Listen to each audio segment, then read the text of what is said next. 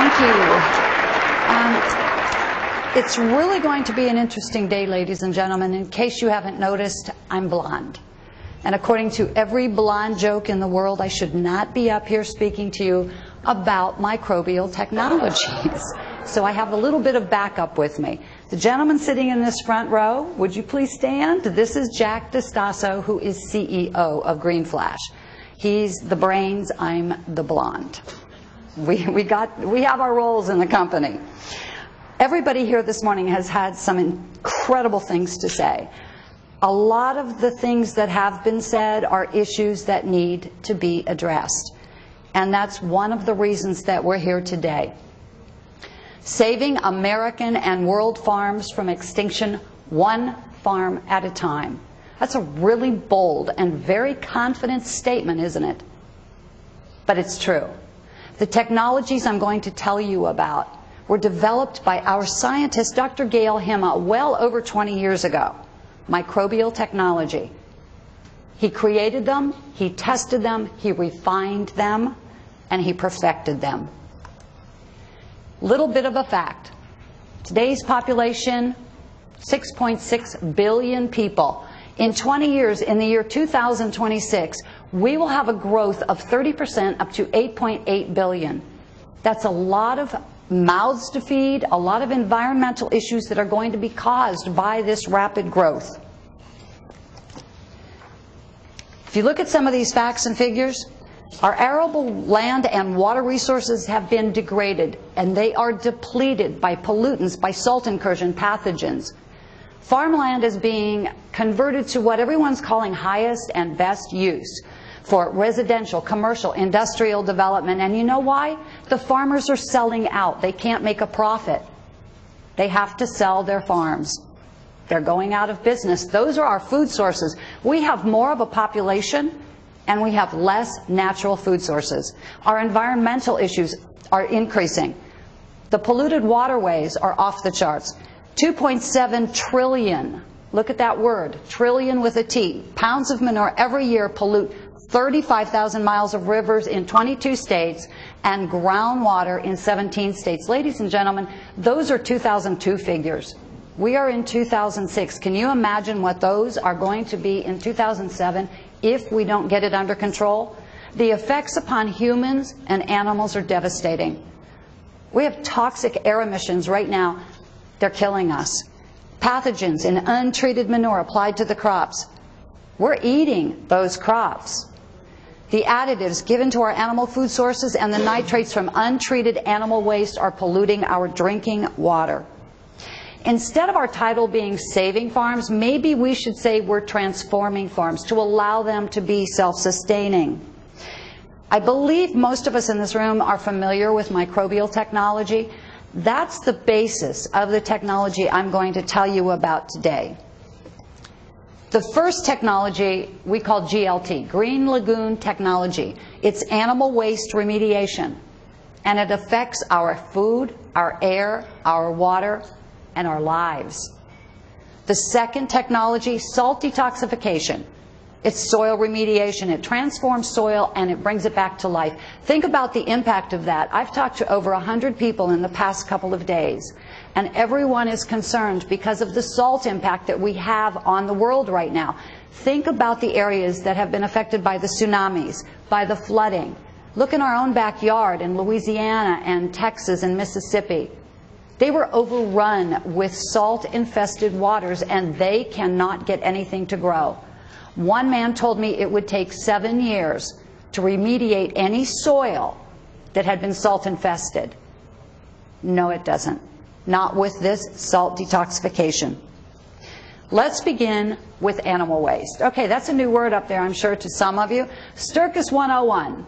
Sturkis is the medical term for feces, and I'm sure you'd rather me use that word rather than the more colorful words we use on a normal basis for animal waste. If you look at these lagoons, all of these are animal waste lagoons. When an animal is fed and watered, what goes in must come out. So when it comes out, see this little line right here? That is animal waste going in to an animal waste lagoon. They are anaerobic, meaning without life. These are just the USA facts, and I'm only talking about two industries, the dairy industry and the hog industry. We're very predominant in those two industries. There's 9.1 million dairy cows, 92,000 dairy farms, and that's down 20% since 1975.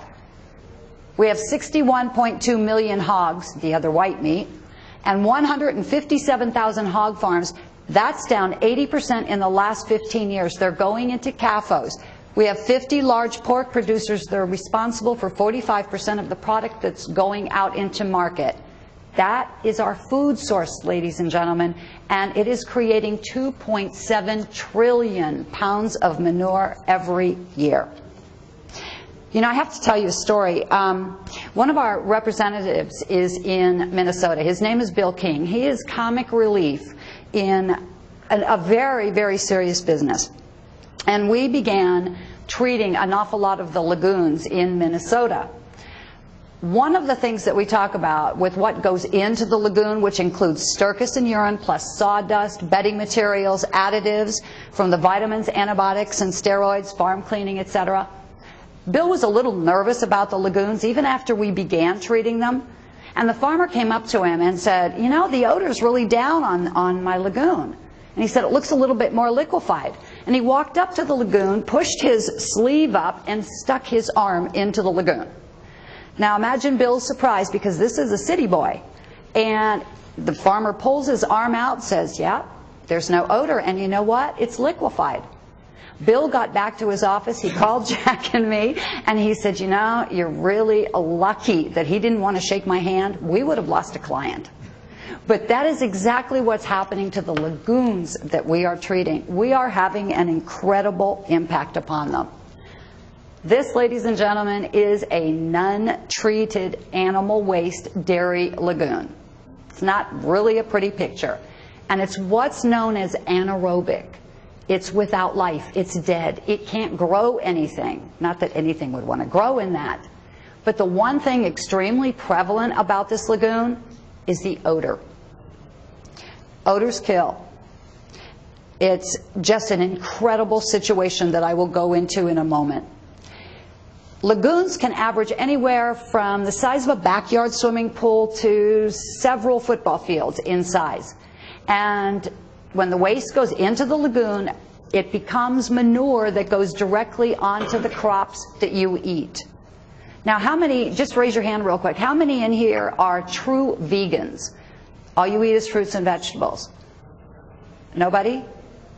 That means at least all of us are eating some source of meat, dairy, poultry, fish. And there's only 2.5% of the United States population that does eat true vegan. Lagoons are agitated with equipment like this. The reason they're agitated is to make the waste that we call sludge thinner so that it can be pumped directly onto the crops. This is untreated. Untreated waste. Nothing has gone into it. It's toxic. It's a pollutant. It's a contaminant. It has leaked into the groundwater. Think about that, because some of the fruits and vegetables you ate in the last week were grown with untreated animal waste. One other fact before I switch this slide. Odor can travel, and it can travel up to 10 miles.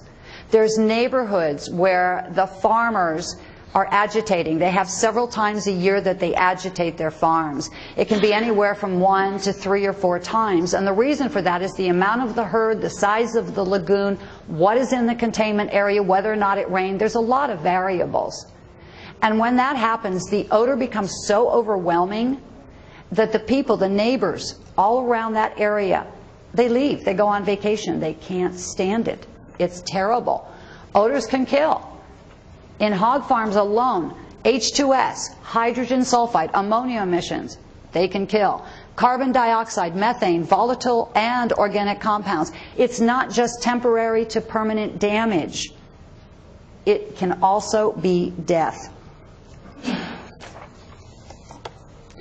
The first technology that I'm going to tell you about with our two technologies is GLT. It's a biocomplex strain of microbes. It treats the animal waste containment areas. We don't treat grazing areas. That's important to remember. It minimizes or negates odors. It creates a high-grade nutrient fertilizer that's low in fecal coliform counts. What's important about this? If you have soil that has gone back to nature, it doesn't need pesticides, insecticides. It doesn't need anything. It just needs natural soil, and that's what we do. We take the soil back to nature. The GLT greatly reduces the nitrate leaching into the ground and the runoff waters. And one of the best parts, it increases lagoon capacity. Farmers are going broke, and it's every day something new is coming up that's costing them money. And GLT will negate these additional costs because of the interim pumping. It also can extend the pumping schedule. There's some pumpers or some farmers that have to pump anywhere from 2 to 3 to 4 times a year. It's reduced to 2 to 3 times or even less than that. One of the other things too, they can increase their herd size. And then they don't have to go back and add additional lagoons. And believe me, trying to get permits to get additional lagoons is very difficult. GLT works 24/7. It liquefies the lagoon. It frees the heavy sludge. And the best part, it increases dissolved oxygen. It takes an anaerobic and or a dead lagoon and it turns it to aerobic, meaning life. And it's always working, 24/7. You know, Jack and I were talking about this the other day. We are in Sacramento. This is the home of the governor, Arnold Schwarzenegger, and one of the best roles he ever played besides governor was the role in The Terminator. And that's kind of how we liken our bugs. We have the governor over here, the Terminator, Arnold Schwarzenegger, against Woody Allen in the Pink Panther. And I'm sure all of you are familiar with the latest speech by the governor. Our bugs are aggressive. They're trained. There are a multitude of strains of microbials in a lagoon, and they come from all different sources. But our bugs, being trained and being aggressive, go after the girly bugs that are the Pink Panther bugs. And they make sure that they take that over so they can do their job. They know what they're doing when they go in there, and they are literally trained. This is one of our prides and joys. This is a dairy lagoon in Minnesota. Now you see that area in the middle right here? That is a sludge island. This is a 4 million gallon dairy lagoon that has never been treated by GLT. It's 15 feet deep. That island right here was because the agitators and the arms that went all the way around here could not reach the middle. The sludge was building up year after year after year, and that's from the bottom up. This is halfway through a first treatment by GLT. Do you see the island? The island has totally disappeared. It's now empty. The best part about all this, we regained over 3 feet of space for that particular farmer. That equates to 1.5 million gallons of space in his lagoon. And we did it environmentally safe. GLT is environmentally safe. It's important for you to please remember that. It's non-toxic. Along with working with the soils and working with everything from the contamination in the groundwater in the lagoons, we also work with salt detoxification. In the San Joaquin Valley that you were just talking about a little while ago, 2.4 million tons of salt grow every year. Every year. They have nowhere to go, so it keeps regenerating and regenerating. This is only one area. That's not snow, by the way. That's salt. Think about all the areas across the world that are devastated with salt like this. It's an incredible problem. We can't grow crops. Everything is salt infested. Salt detoxification combines the latest biotech microbials. It buffers the salt. You know those little plastic Easter eggs that you have at Easter time and you put things in and they encapsulate the little gifts like candy? That's basically what this technology can do. It will buffer it. 23% of all irrigated land in the United States is salt impacted. Salt impacted. We lost a picture. I am so sorry. I don't know what happened to this. Jack and I will be able to show you the pictures in person, but this was probably the best thing that ever happened to us. You saw the salt that I just showed you? We have a farm in Carrington, North Dakota. It's called RG Farms, and it's owned by a man by the name of Roger Gushis. He has 4,000 acres, and he grows flax and soybeans and other crops. He had a 4-acre parcel that when you looked at it, which is what that picture showed, it looked like snow. But it wasn't snow. It was salt. Nothing ever grew there. We went in March of 2006, and we began treating his property with the salt detox. 4 months later, on July 20th, we received photographs from him, and those photographs showed that he had planted salt. Ladies and gentlemen, salt is one of the most least tolerant crops there is. I mean, flax, I'm sorry. I was thinking about them, so upset about this. And to protect the innocent, that's the lab report. See down here? Comments. Reclaiming this soil is not possible due to the excessive chemistry conditions. Please let me show you the pictures after this is over, because it is a dramatic difference. And I have some numbers that we got from the lab. It says pre-treatment soil was a level of 16.9 DSM, measured in terms of electrical conductivity. The crop planted, flax, has a maximum salt tolerance of 1.7 DSM before it suffers degradation. It has a 25% yield loss at 3.8 DSM. This soil, at a level 10 times the tolerance level after salt detox, is growing. Ladies and gentlemen, I would say that's earth-shattering. This is what a farm should look like. It should be green. It should be lush, with animal waste remediation going onto these crops, making a non-toxic manure that keeps us as human beings from being sick, with the salt detox technology that allows us to grow things in salt-infested soils. It's revolutionary, and it's green flash. So now you can understand. I really love my job. Thank you, and I'm so sorry about the pictures. I have no idea what happened. Thank you, Barb. You're welcome.